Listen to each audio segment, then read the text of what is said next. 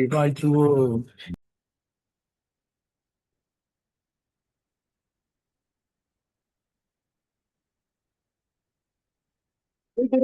சாத்தானை அதிகாரம்.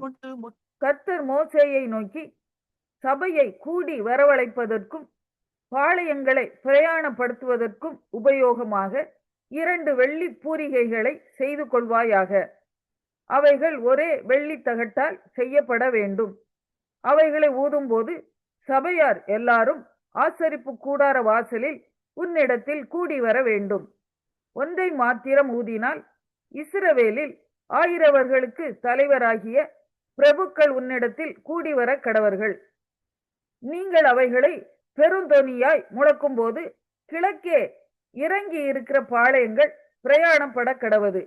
அவைகளை நீங்கள் 2ஆம் தரம் பெருந்தொனியாய் முழக்கும் போது தெற்கே இறங்கி இருக்கிற பாளையங்கள் பிரயாணப்பட கடவது. அவர்களை பிரயாணப்படுத்துவதற்கு பெருந்தொனியாய் முழக்க வேண்டும்.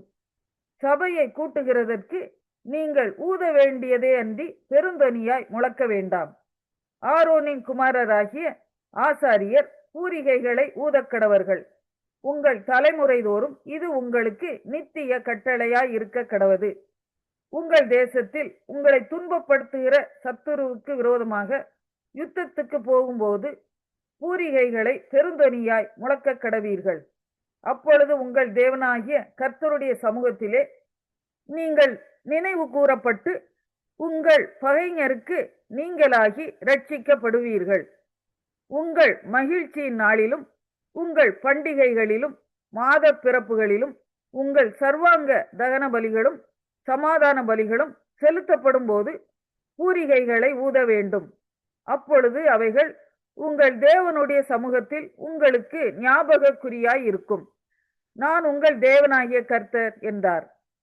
2ஆம் வருஷம் 2ஆம் மாதம் 20ஆம் தேதியில் மேகம் சாட்சியினுடைய வாசஸ்தலத்தின் மீதிலிருந்து உயர எழும்பிற்று. அப்பொழுது இஸ்ரவேல் புத்திரர் சீனாய் வனாந்தரத்தில் இருந்து தங்கள் பிரயாண வரிசைகளாய் புறப்பட்டார்கள். மேகம் பாரான் வனாந்தரத்தில் தங்கிற்று. இப்படியே கர்த்தர் மோசேயை கொண்டு கட்டளையிட்டபடி முதல் பிரயாணம் பண்ணினார்கள். யூதா சந்ததியாருடைய பாளையத்தின் கொடி அவர்கள் சேனைகளோடு முதல் புறப்பட்டது. அவனுடைய சேனைக்கு அம்மினதாபின் குமாரன் நகசோன் தலைவனாய் இருந்தான். இசக்கார் சந்ததியாருடைய கோத்திரத்தின் சேனைக்கு சூவாரின் குமாரன் நெதனேயேல் தலைவனாய் இருந்தான். செபுலோன் சந்ததியாருடைய கோத்திரத்தின் சேனைக்கு ஏலோனின் குமாரன் எலியாப் தலைவனாய் இருந்தான். அப்பொழுது வாசஸ்தலம் இறக்கி வைக்கப்பட்டது. அதை கெர்சோன் புத்திரரும் மெராரி புத்திரரும் சுமந்து கொண்டு புறப்பட்டார்கள். அதற்கு பின்பு ரூபன் சந்ததியாருடைய பாளையத்தின் கொடி அவர்கள் சேனைகளோடு புறப்பட்டது. அவனுடைய சேனைக்கு சேதேயூரின் குமாரன் எலிசூர் தலைவனாய் இருந்தான். சிமியோன் சந்ததியாருடைய கோத்திரத்தின் சேனைக்கு சூரிஷதாயின் குமாரன் செலுமியேல் தலைவனாய் இருந்தான். காத் சந்ததியாருடைய கோத்திரத்தின் சேனைக்கு தேகுவேலின் குமாரன் எலியாசாப் தலைவனாய் இருந்தான். கோகாத்தியர் பரிசுத்தமானவைகளை சுமந்து கொண்டு புறப்பட்டார்கள். இவர்கள் வந்து சேருமுன் மற்றவர்கள் வாசஸ்தலத்தை ஸ்தாபனம் பண்ணுவார்கள். அதற்கு பின்பு எப்ராயிம் சந்ததியாருடைய பாளையத்தின் கொடி அவர்கள் சேனைகளோடு புறப்பட்டது. அவனுடைய சேனைக்கு அம்மியூதின் குமாரன் எலிஷாமா தலைவனாய் இருந்தான். மனாசே சந்ததியாருடைய கோத்திரத்தின் சேனைக்கு பெதாசூரின் குமாரன் கமாலியேல் தலைவனாய் இருந்தான். பென்யமின் சந்ததியாருடைய கோத்திரத்தின் சேனைக்கு கீதேயோனின் குமாரன் அபீதான் தலைவனாய் இருந்தான். அதற்கு பின்பு தான் சந்ததியாருடைய பாளையத்தின் கொடி சகல பாளையங்களுக்கும் பின்னாக அவர்கள் சேனைகளோடு புறப்பட்டது. அவனுடைய சேனைக்கு அம்மிஷதாயின் குமாரன் அகியேசேர் தலைவனாய் இருந்தான். ஆசேர் சந்ததியாருடைய கோத்திரத்தின் சேனைக்கு ஓகிரானின் குமாரன் பாகியேல் தலைவனாய் இருந்தான். நப்தலி சந்ததியாருடைய கோத்திரத்தின் சேனைக்கு ஏனானின் குமாரன் அகீரா தலைவனாய் இருந்தான். இஸ்ரவேல் புத்திரர் புறப்பட்ட போது இவ்விதமாய் தங்கள் தங்கள் சேனைகளின்படியே பிரயாணம் பண்ணினார்கள். அப்பொழுது மோசே தன் மாமனாகிய ரெகுவேல் என்னும் மீதியானனுடைய குமாரனான ஓபாவை நோக்கி, உங்களுக்கு தருவேன் என்று கர்த்தர் சொன்ன ஸ்தலத்துக்கு நாங்கள் பிரயாணம் போகிறோம். நீயும் எங்களோட கூட வா, உனக்கு நன்மை செய்வோம். கர்த்தர் இஸ்ரவேலுக்கு நல்ல வாக்கு தத்தம் பண்ணி இருக்கிறார் என்றான். அதற்கு அவன், நான் வரக்கூடாது, என் தேசத்துக்கும் என் இனத்தாரிடத்துக்கும் போக வேண்டும் என்றான். அப்பொழுது மோசே, நீ எங்களை விட்டு போக வேண்டாம். வனாந்தரத்திலே நாங்கள் பாளையம் இறங்கும் இடங்களை நீ அறிந்திருக்கிறபடியினால் எங்களுக்கு கண்களைப் போல இருப்பாய். நீ எங்களோட கூட வந்தால் கர்த்தர் எங்களுக்கு செய்தருளும் நன்மையின்படியே உனக்கும் நன்மை செய்வோம் என்றான். அவர்கள் கர்த்தருடைய பர்வதத்தை விட்டு 3 நாள் பிரயாணம் போனார்கள். 3 நாள் பிரயாணத்திலும் கர்த்தருடைய உடன்படிக்கை பெட்டி அவர்களுக்கு இளைப்பாறும் ஸ்தலத்தை தேடி காட்டும்படிக்கு அவர்கள் முன் சென்றது. அவர்கள் பாளையத்திலிருந்து பிரயாணம் போகிற போது கர்த்தருடைய மேகம் பகலில் அவர்கள் மேல் தங்கி இருந்தது. பெட்டியானது புறப்படும் போது மோசே, கர்த்தாவே, எழுந்தருளும், உம்முடைய சத்துருக்கள் சிதறடிக்கப்படுவார்களாக, உம்மை பகைக்கிறவர்கள் உமக்கு முன்பாக ஓடி போவார்களாக என்பான்.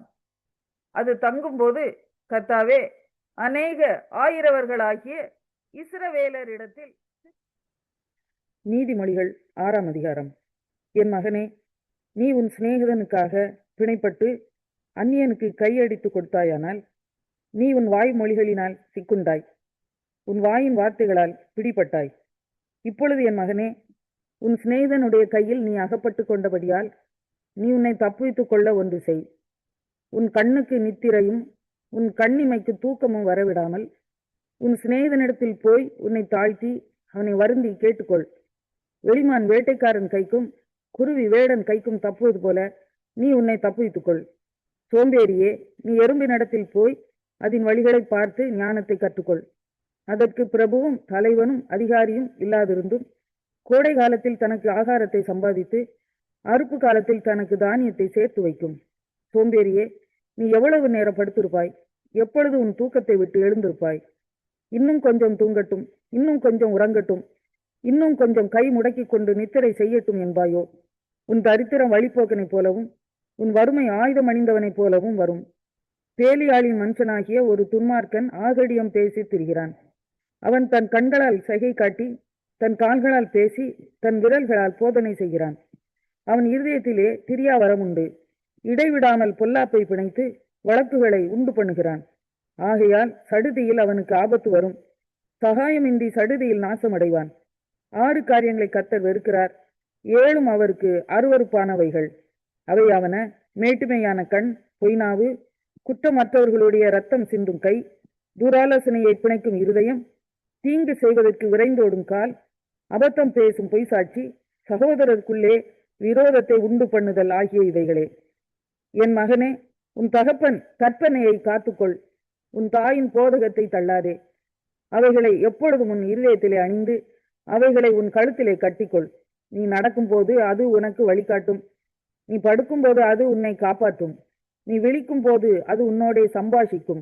கட்டளையே விளக்கு, வேதமே வெளிச்சம், போதக சிற்சையே ஜீவ வழி. அது உன்னை துன்மார்க்க ஸ்திரீக்கும் இச்சகம் பேசும் நாவை உடைய பரஸ்திரீக்கும் விலக்கி காக்கும். உன் இருதயத்திலே அவள் அழகை இச்சியாதே, அவள் தன் கண்ணிமைகளினால் உன்னை பிடிக்க விடாதே. வேசி நிமித்தம் ஒரு அப்பத்துணிக்கையையும் இறக்க வேண்டியதாகும். விபசாரியானவள் அருமையான உயிரை வேட்டையாடுகிறாள். தன் வஸ்திரம் வேகாமல் மடியிலே எவனாவது நெருப்பை வைத்துக் கொள்ளக்கூடுமோ? தன் கால் சுடாமல் எவனாவது தழலின் மேல் நடக்கக்கூடுமோ? பிறனுடைய மனைவி இடத்தில் பிரவேசிப்பவனும் அப்படியே அவளை தொடுகிற எவனும் ஆக்கினைக்கு தப்பான். திருடன் தன் பசியை ஆற்ற திருடினால் ஜனங்கள் அவனை இகழ மாட்டார்கள். அவன் கண்டுபிடிக்கப்பட்டால் 7 மடங்கு கொடுத்து தீர வேண்டும். தன் வீட்டில் உள்ள பொருள்களை எல்லாம் கொடுக்க வேண்டியதாகும். ஸ்திரீயுடனே விபசாரம் பண்ணுகிறவன் மதி கெட்டவன். அப்படி செய்கிறவன் தன் ஆத்துமாவை கெடுத்து போடுகிறான். வாதையையும் லட்சையையும் அடைவான். அவன் நிந்தை ஒழியாது. ஸ்திரீயை பற்றிய எரிச்சல் புருஷனுக்கு மூர்க்கத்தை உண்டு பண்ணும். அவன் பழி வாங்கும் நாளில் தப்ப விடான். அவன் எந்த ஈட்டையும் பாரான். அநேகம் வெகுமதிகளை கொடு. லூக்கா 20ஆம் அதிகாரம். அந்நாட்களில் ஒன்றில் அவர் தேவாலயத்திலே ஜனங்களுக்கு உபதேசித்து சுவிசேஷத்தை பிரசங்கித்த போது பிரதான ஆசாரியரும் வேதபாரகரும் மூப்பரும் அவரிடத்தில் கூடி வந்து, நீர் எந்த அதிகாரத்தினால் இவைகளை செய்கிறீர்? இந்த அதிகாரத்தை உமக்கு கொடுத்தவர் யார்? அதை எங்களுக்கு சொல்லும் என்றார்கள். அவர்களுக்கு அவர் பிரதியுத்தரமாக, நானும் உங்களிடத்தில் ஒரு காரியத்தை கேட்கிறேன், அதை எனக்கு சொல்லுங்கள். யோவான் கொடுத்த ஸ்நானம் தேவனால் உண்டாயிற்றோ மனுஷரால் உண்டாயிற்றோ என்று கேட்டார். அவர்கள் தங்களுக்குள்ளே யோசனை பண்ணி, தேவனால் உண்டாயிற்று என்று சொல்வோமானால் பின்ன ஏன் அவனை விசுவாசிக்கவில்லை என்று கேட்பார். மனுஷரால் உண்டாயிற்று என்று சொல்வோமானால் ஜனங்கள் எல்லாரும் யோவானை தீர்க்கதரிசி என்று எண்ணுகிறபடியினால் நம்மேல் கல்லெறிவார்கள் என்று சொல்லி, அது யாரால் உண்டாயிற்றோ எங்களுக்கு தெரியாது என்று பிரதியுத்தரம் சொன்னார்கள். அப்பொழுது இயேசு, நானும் இன்ன அதிகாரத்தினால் இவைகளை செய்கிறேன் என்று உங்களுக்கு சொல்லேன் என்றார். பின்பு அவர் ஜனங்களுக்கு சொல்லத் தொடங்கின உவமையாவது, ஒரு மனுஷன் ஒரு திராட்சை தோட்டத்தை உண்டாக்கி அதை தோட்டக்காரருக்கு குத்தகையாக விட்டு நெடுநாளாக புறதேசத்துக்கு போயிருந்தான். அந்த தோட்டக்காரர் திராட்சை தோட்டத்தின் கனிகளில் தன் பாகத்தை கொடுத்து அனுப்பும்படி பருவ காலத்திலே அவர்களிடத்தில் ஒரு ஊழியக்காரனை அனுப்பினான். அந்த தோட்டக்காரர் அவனை அடித்து வெறுமையாக அனுப்பிவிட்டார்கள். பின்பு அவன் வேறொரு ஊழியக்காரனை அனுப்பினான். அவனையும் அவர்கள் அடித்து அவமானப்படுத்தி வெறுமையாக அனுப்பிவிட்டார்கள். அவன் 3ஆம் தரமும் ஒரு ஊழியக்காரனை அனுப்பினான். அவனையும் அவர்கள் காயப்படுத்தி துரத்தி விட்டார்கள். அப்பொழுது திராட்சை தோட்டத்தின் எஜமான், நான் என்ன செய்யலாம்? எனக்கு பிரியமான குமாரனை அனுப்பினால் அவனை ஆகிலும் கண்டு அஞ்சுவார்கள் என்று எண்ணி அவனை அனுப்பினான். தோட்டக்காரர் அவனை கண்டபோது, இவன் சுதந்திரவாளி, சுதந்திரம் நம்முடையதாகும்படிக்கு இவனை கொல்லுவோம் வாருங்கள் என்று ஒருவரோடொருவர் சொல்லிக்கொண்டு அவனை திராட்சை தோட்டத்திற்கு புறம்பே தள்ளி கொன்று போட்டார்கள். இப்படி இருக்க திராட்சை தோட்டத்தின் எஜமான் அவர்களை என்ன செய்வான்? அவன் வந்து அந்த திராட்சை தோட்டக்காரரை சங்கரித்து திராட்சை தோட்டத்தை வேறு தோட்டக்காரரிடத்தில் கொடுப்பான் அல்லவா என்றார். அவர்கள் அதை கேட்டு, அப்படி ஆகாதிருப்பதாக என்றார்கள். அப்பொழுது அவர் அவர்களை பார்த்து, வீடு கட்டுகிறவர்கள் ஆகாதென்று தள்ளின கல்லே மூளைக்கு தலைக்கல்லாயிற்று என்று எழுதியிருக்கிற வேத வாக்கியத்தின் கருத்தென்ன? அந்த கல்லின் மேல் விழுகிறவன் எவனோ அவன் நொறுங்கி போவான், அது எவன் மேல் விழுமோ அவனை நசுக்கி போடும் என்றார். பிரதான ஆசாரியரும் வேதபாரகரும் தங்களை குறித்து இந்த உவமையை சொன்னார் என்று அறிந்து அந்நேரத்திலே அவரை பிடிக்க வகை தேடியும் ஜனங்களுக்கு பயந்திருந்தார்கள். அவர்கள் சமயம் பார்த்து தேசாதிபதியின் ஆளுகைக்கும் அதிகாரத்துக்கும் அவரை ஒப்புக் கொடுக்கும்படி அவருடைய பேச்சிலே குற்றம் கண்டுபிடிக்கலாம் என்று தங்களை உண்மையுள்ளவர்களாய் காண்பிக்கிற வேவுகாரரை அவரிடத்தில் அனுப்பினார்கள். அவர்கள் வந்து, போதகரே, நீர் நிதானமாய் பேசி உபதேசிக்கிறீர் என்றும் முக தாட்சணியம் இல்லாமல் தேவனுடைய மார்க்கத்தை சத்தியமாய் போதிக்கிறீர் என்றும் அறிந்திருக்கிறோம். ராயனுக்கு வரி கொடுக்கிறது நியாயமோ அல்லவோ எங்களுக்கு சொல்லும் என்றார்கள்.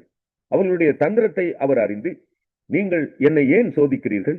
ஒரு பணத்தை எனக்கு காண்பியுங்கள், இதில் இருக்கிற சொரூபமும் மேலெழுத்தும் யாருடையது என்று கேட்டார். அதற்கு அவர்கள் ராயனுடையது என்றார்கள். அதற்கு அவர், அப்படியானால் ராயனுடையதை ராயனுக்கும் தேவனுடையதை தேவனுக்கும் செலுத்துங்கள் என்றார். அவர்கள் அவரை ஜனங்களுக்கு முன்பாக பேச்சிலே குற்றம் பிடிக்க கூடாமல் அவர் சொன்ன உத்தரவை குறித்து ஆச்சரியப்பட்டு மௌனமாயிருந்தார்கள். உயிர்த்தெழுதல் இல்லை என்று சாதிக்கிற சதுசேயரில் சிலர் அவரிடத்தில் வந்து, போதகரே, ஒருவன் மனைவியை உடையவனாயிருந்து பிள்ளை இல்லாமல் இறந்து போனால் அவனுடைய சகோதரன் அவன் மனைவியை விவாகம் பண்ணி தன் சகோதரனுக்கு சந்தானம் உண்டாக்க வேண்டும் என்று மோசே எங்களுக்கு எழுதி வைத்திருக்கிறாரே. சகோதரர் 7 பேர் இருந்தார்கள். அவர்களில் மூத்தவன் ஒரு பெண்ணை விவாகம் பண்ணி பிள்ளை இல்லாமல் இறந்து போனான். பின்பு 2ஆம் சகோதரன் அவளை விவாகம் பண்ணி அவனும் பிள்ளை இல்லாமல் இறந்து போனான். 3ஆம் சகோதரனும் அவளை விவாகம் பண்ணினான். அப்படியே 7 பேரும் அவளை விவாகம் பண்ணி பிள்ளை இல்லாமல் இறந்து போனார்கள். எல்லாருக்கும் பின்பு அந்த ஸ்திரீயும் இறந்து போனாள். இவ்விதமாய் 7 பேரும் அவளை விவாகம் பண்ணியிருக்க உயிர்த்தெழுதலில் அவர்களில் எவனுக்கு அவள் மனைவியாயிருப்பாள் என்று கேட்டார்கள். இயேசு அவர்களுக்கு பிரதியுத்தரமாக, இந்த பிரபஞ்சத்தின் பிள்ளைகள் பெண் கொண்டும் பெண் கொடுத்தும் வருகிறார்கள். மறுமையையும் மரித்தோரிலிருந்து எழுந்திருக்குதலையும் அடைய பாத்திரராக எண்ணப்படுகிறவர்களோ பெண் கொள்வதும் இல்லை, பெண் கொடுப்பதும் இல்லை. அவர்கள் இனி மரிக்கவும் மாட்டார்கள். அவர்கள் உயிர்த்தெழுதலின் பிள்ளைகளானபடியால் தேவதூதருக்கு ஒப்பானவர்களுமாய் தேவனுக்கு பிள்ளைகளுமாய் இருப்பார்கள். அன்றையும் மரித்தோர் எழுந்திருப்பார்கள் என்பதை மோசேயும் முட்செடியை பற்றிய வாசகத்தில் காண்பித்திருக்கிறார். எப்படியெனில், கர்த்தரை ஆபிரகாமின் தேவன் என்றும் ஈசாக்கின் தேவன் என்றும் யாக்கோபின் தேவன் என்றும் சொல்லி இருக்கிறார். அவர் மரித்தோரின் தேவனாயிராமல் ஜீவனுள்ளோரின் தேவனாயிருக்கிறார். எல்லாரும் அவருக்கு பிழைத்திருக்கிறார்களே என்றார். அப்பொழுது வேத பாரகரில் சிலர் அதை கேட்டு, போதகரே, நன்றாய் சொன்னீர் என்றார்கள். அதன் பின்பு அவர்கள் அவரிடத்தில் வேறு ஒன்றும் கேட்க துணியவில்லை. அவர் அவர்களை நோக்கி, கிறிஸ்து தாவீதின் குமாரன் என்று எப்படி சொல்லுகிறார்கள்? நான் உம்முடைய சத்துருக்களை உமக்கு பாதப்படியாக்கி போடும் வரைக்கும் நீர் என்னுடைய வலது பார்சத்தில் உட்காரும் என்று கர்த்தர் என் ஆண்டவருடனே சொன்னார் என்று தாவீது தானே சங்கீத புத்தகத்தில் சொல்லுகிறானே. தாவீது அவரை ஆண்டவர் என்று சொல்லியிருக்க அவனுக்கு அவர் குமாரனாய் இருப்பது எப்படி என்றார். பின்பு ஜனங்கள் எல்லாரும் கேட்கையில் அவர் தம்முடைய சீஷரை நோக்கி, நீண்ட அங்கிகளை தரித்துக் கொண்டு திரியவும், சந்தை வெளிகளில் வந்தனங்களை அடையவும், ஜெப ஆலயங்களில் முதன்மையான ஆசனங்களில் உட்காரவும், விருந்துகளில் முதன்மையான இடங்களில் இருக்கவும் விரும்பி, விதவைகளின் வீடுகளை பட்சித்து பார்வைக்கு நீண்ட ஜெபம் பண்ணுகிற வேதபாரகரை குறித்து எச்சரிக்கை